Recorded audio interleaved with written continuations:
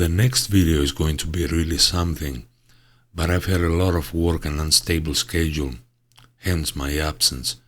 So I'm doing this rough one right now, just to stretch my legs, so to speak.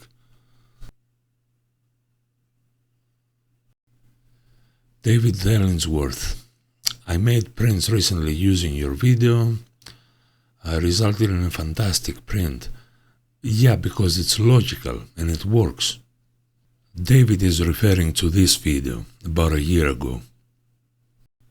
Plenty of videos out there with the same topic, this topic. Why aren't the prints different? Well, you don't think that the lab is going to change their printer settings or the paper that they use because you send a different file, a larger file. Print labs handle thousands of prints every week, mostly for advertisement posters, magazines, this and that. They're not going to bother because you send a large file and you want this very special, exquisite paper or different printer settings all of a sudden. And regardless of what the paper says in the specs that it can handle, it doesn't handle that much. I had explained the technical details in this video, Art Prints number 1, which I see had become more popular than the others because it was very easy to follow. A 4K 32-inch monitor has a resolution of 138 ppi. The contrast ratio is huge and it's also backlit. Now a 24 megapixel image printed at 200 dpi is 28 by 19. That's a huge print without upscaling. A 1080p 40-inch television is 55 ppi resolution. And people say, oh, it's so sharp. Well, it's sharp when the movie is sharp too. I was watching this movie the other day on a 45-inch, I think, is my TV, where I connect my computer, at 1080p, and I said, wow, that's so sharp. 45 inches, it's far less than 55 ppi, and I still thought it was very sharp. Try it yourselves. But companies know that amateur photographers dream of one day printing many 2.5 meters by 1.5 meter prints on super glossy paper. I will make them $2,000 a print. And what's with the lack of stabilization for such high resolution? They could have at least included chicken. These guys strapped a camera on a chicken's head to see if it could work like a stabilizer. Then they tested the chicken in front of a speeding boat and then did it with skydiving, kayaking, and even motor racing. You see, chickens can't move their eyes, so to keep focus on something, their head stays completely still while their body moves around it. And that head-bobbing motion when they walk is actually their way of stabilizing their vision. We call it optokinetic reflex, and it's like having a built-in gimbal. This ability is so excellent that the videos recorded by the chicken are even better than professional stabilizers. On the topic, this must be the best video on YouTube on gear acquisition syndrome, GAS. Also, another tip, I had noticed some time ago that there are no more ads inside YouTube videos, no more commercials. In my free account, not in the premium account, the free account. Apparently it was because of this browser. I don't know how they do it. I had set it up with the settings a little more private than the default ones. And the ads on YouTube inside the videos completely disappeared. It's as if I was using my premium account. Try it out. David Ellingsworth again. Would a lens with sheet micro contrast theoretically have the potential to create impressionistic images if you manage on your browser to display only the thumbnail of this video intuition? Is probably what you're looking for. how I did it, I offset the image, the entire image, by about 30 to 50 pixels to create a contrast mask. Then I used the contrast mask as a layer to superimpose on the original image, and one of the blending modes in Photoshop resulted to this. I don't remember which one. The original video was blocked, unfortunately, by YouTube about 2 weeks after it was live. That's why I uploaded the second one with different music. However, I recently managed to upload the original Intuition, which is as intended, including that little lonesome note when the couple appears. Everything down to the note, the original 4K. In the unlisted section, I have the link in the description. The reason it was originally blocked, it's because it's from the exclusive black CD, which is now purely collectible. Chicken Nugget, you're gonna like that too, and play it in 4K because it's the entire song from the black CD. It's uncut, as I had recorded it. You are probably falling asleep now, so let's go for coffee. 我猜啊，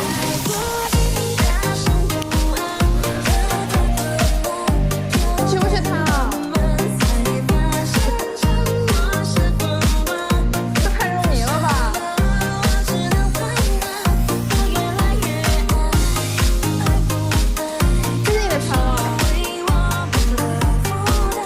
快走吧！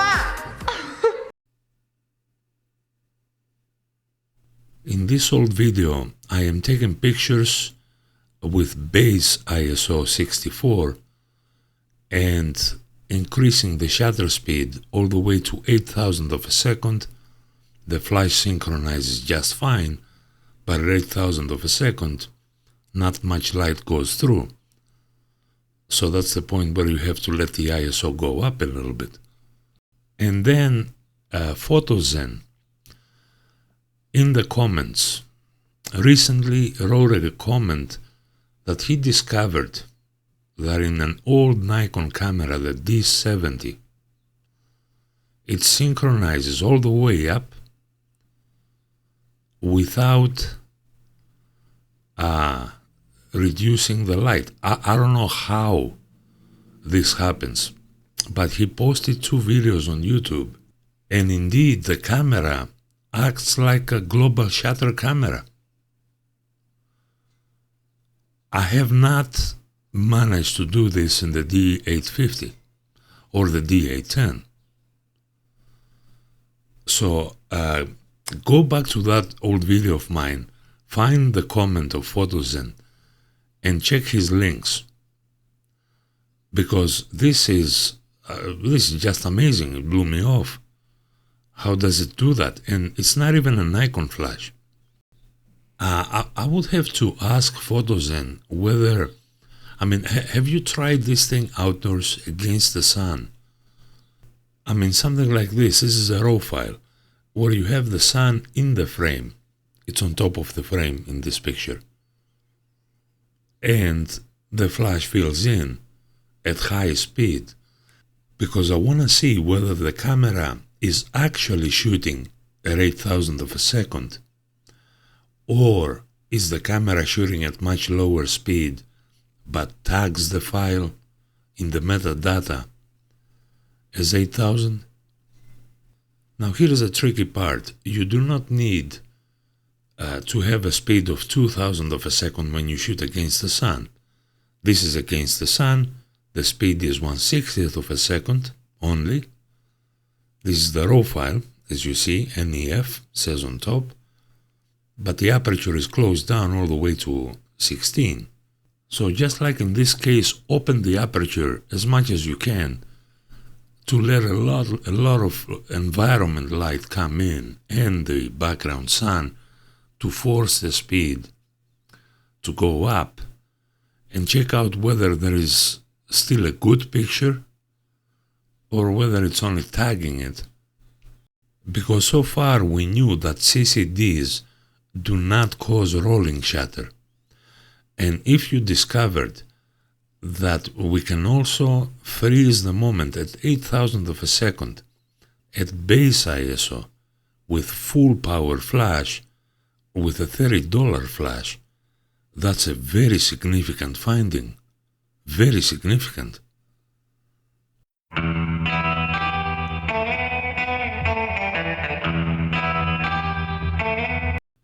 The music test video I uploaded is 154.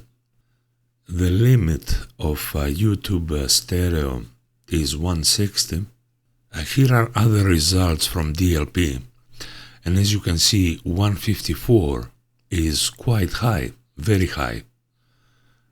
But you will also notice that if you introduce microphone, regardless of whether you use a studio for your recordings or not, it's going to drop it significantly down, probably to what YouTube considers to be the minimum necessary.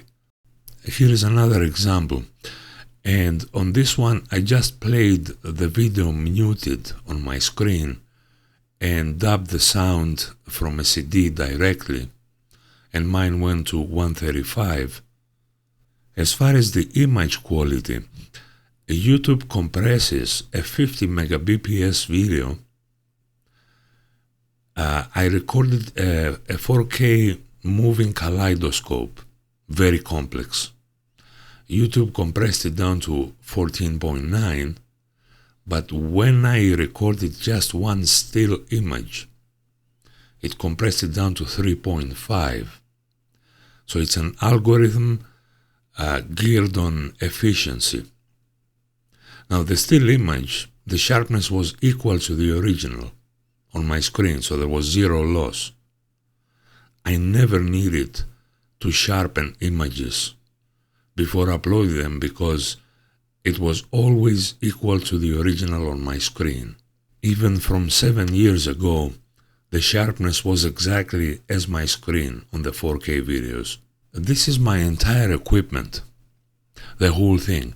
Now, Avidemux is an old free software, very small, which I used to do only this thing.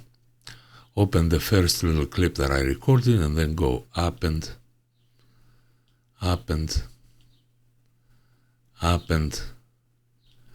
then I hit on save and I save the final file to upload. That's it. So I'm not using any fancy, very complex software like this DaVinci Resolve thing. So now you will ask me, well, how do you combine without fancy software, in this case, the video that's playing on your screen with the audio from a different source? I hit the record button at the right time, like I was when I was in elementary school recording songs from the radio. And that is why sometimes there is kind of like a milliseconds delay between the sound and the video, if you have noticed.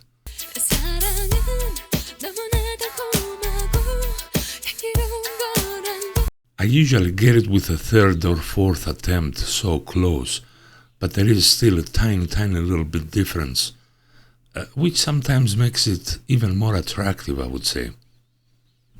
If I can upload the better sound and perfectly sharp images, why am I not making a channel like the other ones? Well, the other ones are doing it for income, full-time or full part-time.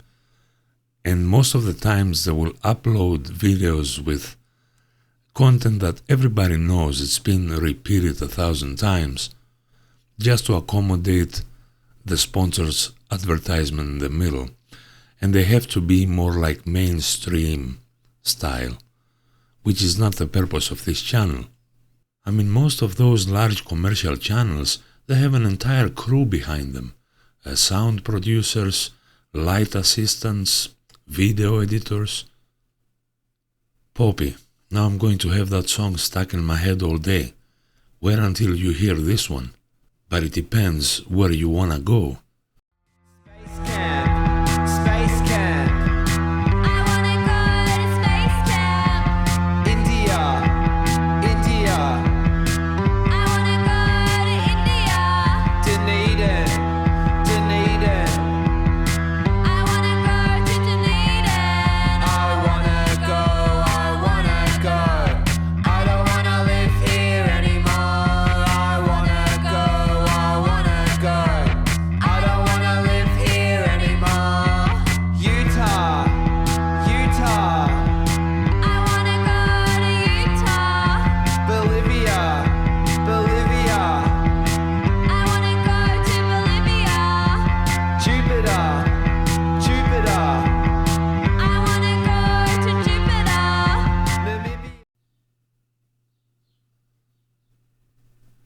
slower drift. Sounded thin to me. That particular song, I checked out all the available recordings, including the CD. It is indeed flat. It doesn't have much stereophonic image. But why? The playing time of the music determines the number of grooves per inch that will be cut into the record. The sound dynamics of the music determine how far apart the grooves must be. Loud passages need more space between grooves. Soft passages need less. The cutting machine automatically spaces the music grooves according to the sound signal it's receiving. In terms of mixing records so that you can cut them for vinyl, I think there's certain things you really want to avoid. You want to avoid stereo bass. There's a reason why all these old classic records have the bass in the middle. It's because the cutting stylus will try to cut in 4 directions at the same time if you've got stereo bass, because you've got this groove and that groove, and then you've got the lateral thing as well for the frequencies. So and all of that in stereo goes round and round and round. And if you're trying to cut big bass excursions and it's loud and it's stereo, it just gives up and it lifts out of the disc and then it crashes back into the disc and it's unplayable. All lathes, including the steam power ones I referred to earlier, have a groove spacing computer, and this is where the lathe has a little memory in it, and you play the audio to it twice. Around about half revolution before the music actually comes up to the cutter head, it goes into a computer and it thinks, well, I've just cut this shape groove, but there's a load of bass coming up which needs more space, and the groove's going to sort of swing left to right laterally and need much more room on the disc. If you've got a long side and you're trying to get the grooves really close to each other, if you get a sudden bit of bass, it can crash into the previous groove and jump. So you need to allow for it. Now, if you allowed for a massive bass excursion all the time, you'd be wasting disc space and you run out of room. How I would approach cutting a vinyl record from the off. First of all, type of music. Is it a piano and voice album, or is it a thrash metal band? Length of side. Square pegs and round holes. You can only get 20 minutes of audio onto one side of a record at any given volume. You start to go over that. There's a sliding scale in time where you lose volume over time. So once I've sussed that out, I've got 20 minutes of music. It's pop. It's got so much low end in it, so much high end in it. I can fit it on a record at X level with Y land and Z depth. Then there's a table in my head that sets the cutting lathe up, and I think that I can make it fit. And generally, probably 95 times out of 100, I probably do make it fit because of experience. But you've got to look at time and genre first of all. Disc cutting systems roll off top. That's what they do. It's the nature of the beast. That's why records sound warmer. They don't add low end, they roll top off.